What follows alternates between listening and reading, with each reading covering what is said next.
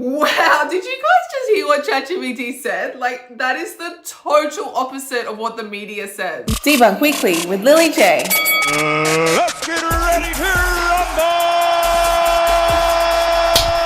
Hey guys, so my messages this last week have been absolutely flooded with videos that you guys have sent me that you want me to watch and discuss. So I'm super excited to get into this today. Let's see what we've got. Okay, so this next video is from Ramin Matthews. Let's give it a watch. If a Christian opens fire on a bunch of innocent civilians, it's pretty easy to see the daylight between that and what not only Jesus preached, but how Jesus lived. Yeah. For example, let me give you, and I've talked about this quite a bit. If someone commits murder, right, mass murder, and they say, I'm doing it because I'm a white Christian fundamentalist, which almost pretty much never happens. Hang on a minute.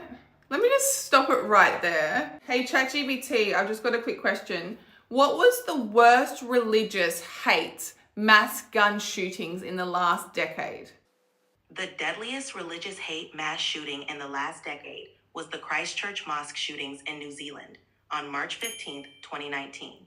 A Christian gunman killed 51 people and injured many others during Friday prayer at 2 mosques. Wow. Okay, let's just narrow it down a little bit more because this guy in the video is American. So let's have a little look in his backyard, shall we?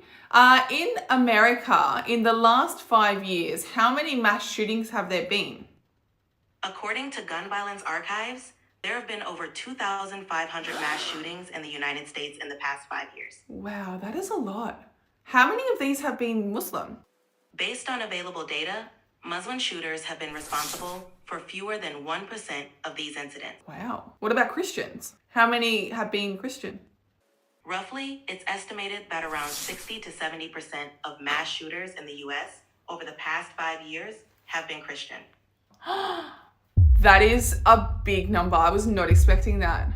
But I just want to make a point. Like, I'm not trying to say that Christianity promotes violence and promotes terrorism. Like, that's not it at all. We all know Christianity is a religion of peace. Why can't the same view be applied to Islam as well? Islam is a religion of peace too. We all know that. So yeah, that's all I'm trying to say. Let's keep watching. But if they do it, you go, okay, hold on a second. Did Jesus preach that? No. Okay. Did Jesus kill anybody? No. Did he mass murder anybody? No. Did he call for the death of No. All right. Hang on a second. Did Jesus ever call for the death of anybody? Yes. In Luke 19:27, Jesus says, "But those enemies of mine who did not want me to be king over them, bring them here and kill them in front of me." Wow. Was Jesus ever violent? It could be said that Jesus displayed violence when he drove out merchants from the temple, overturning tables and using a whip, as described in John 2:15. Does the Bible say it's okay to kill? Are there any verses in the Bible about killing and violence? Yes, the Bible contains verses that permit or command killing in certain contexts. For example, Exodus 21:17 states, "Anyone who curses their father or mother is to be put to death." And 1 Samuel 15:3 commands, "Now go and attack the Amalekites and totally destroy all that belongs to them. Do not spare them. Put to death men and women, children and infants, cattle and sheep, camels and donkeys." Wow. Does the Quran ever mention anything similar to this? The Quran does contain verses that discuss warfare and punishment, but they are generally within the context of self-defense, justice, or historical battles. Unlike the Bible's Old Testament, where some verses command killing entire populations, the Quran does not call for the indiscriminate killing of non-believers, but rather limits warfare. Okay, so in percentage wise, which book speaks more about violence, the Quran or the Bible?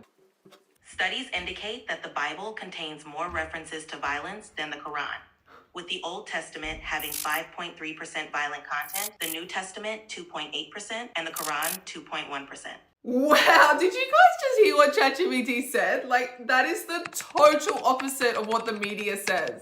All right, well, moving on. If you have an Islamic terrorist saying we're going to oppress women, okay, did Muhammad? Yes.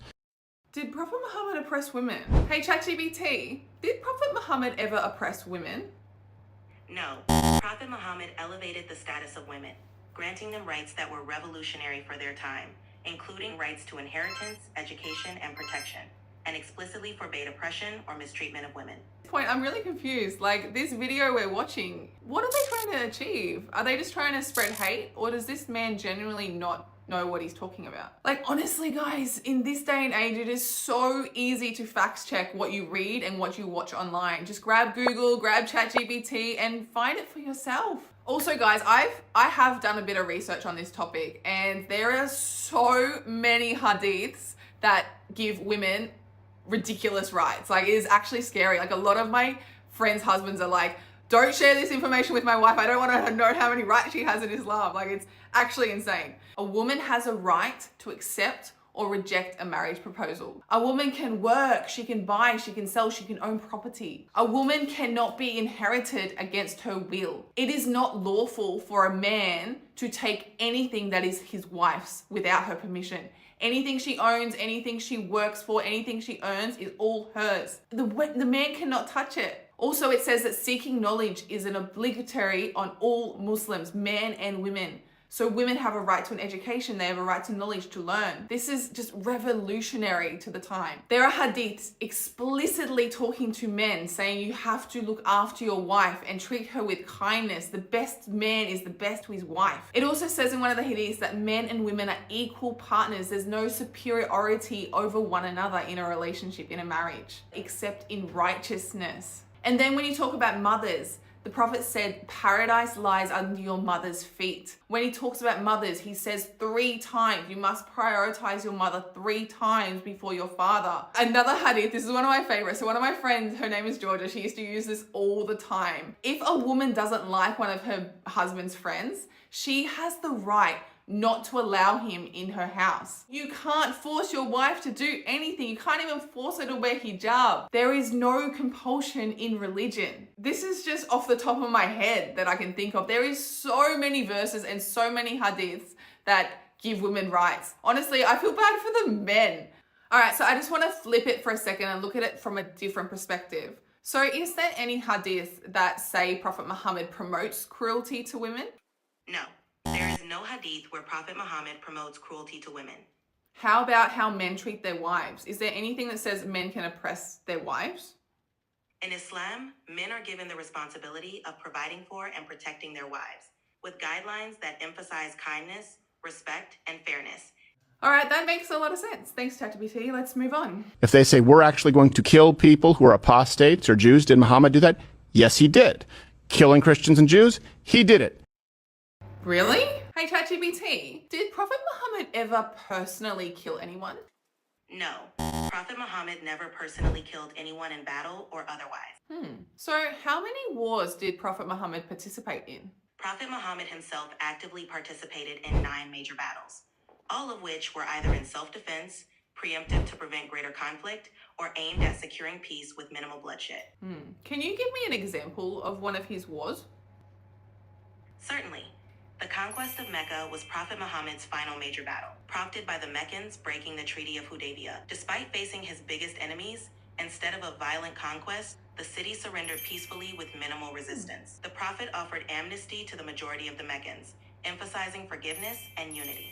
Wow, that's really interesting. So just to get this straight, whenever war is mentioned in the Quran, it's about self-defense? Yes, when war is mentioned in the Quran, it is often in the context of self-defense, where fighting is permitted only when the Muslim community is attacked or oppressed, with the goal to protect faith and ensure peace. In the Quran, how many verses mention killing? There are around 5 verses in the Quran that mention killing, with 3 highlighting the severity of unjust killing and 2 discussing it in the context of self-defense during wartime. Wow, only 2 verses in the entire Quran talk about killing in like some kind of war self-defense way. This is just crazy. Honestly, I'm just gonna keep doing this because the more I watch, the more I learn. So if you have a video that you want me to discuss, please send it to me and I'll see you guys next week. What do you guys think? The world embracing Islam. They, the disbelievers, want to extinguish the light of Allah with their mouths. But Allah will perfect His light even though the disbelievers hate it. It is He who sent His messenger with guidance and the religion of truth to prevail over all religions. And you see the people entering into the religion of Allah in multitudes.